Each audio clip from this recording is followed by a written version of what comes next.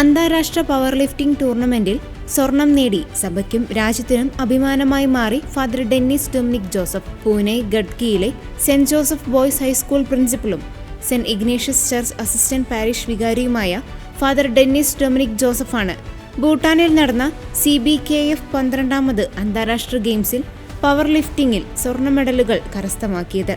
2025 November 14 മുതൽ 17 വരെ Bhutan Olympic സ്റ്റേഡിയത്തിലായിരുന്നു മത്സരങ്ങൾ.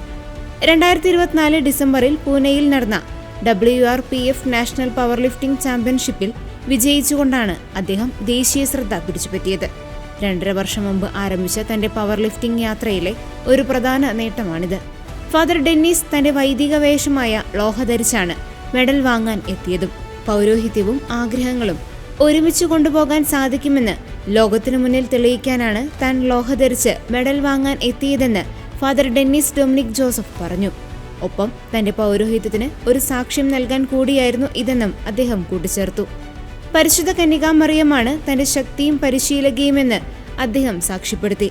തനിക്കൊരു പേഴ്സണൽ ട്രെയിനർ ഉണ്ടായിരുന്നില്ല എന്നും പരിശുദ്ധ കന്യകാമറിയം തന്നെയായിരുന്നു ശക്തിയും സംരക്ഷകയും പരിശീലകയുമെന്നും അദ്ദേഹം കൂട്ടിച്ചേർത്തു.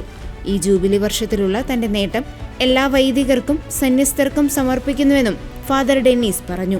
തന്റെ ജീവിതത്തിലൂടെ യുവതലമുറയെ സുവിശേഷവൽക്കരിക്കുക എന്ന ലക്ഷ്യമാണ് തന്റെ ഈ കായിക മേഖലയിലുള്ള കഴിവ് വളർത്തിയെടുക്കുവാൻ പ്രേരിപ്പിച്ചതെന്നും അദ്ദേഹം വ്യക്തമാക്കി.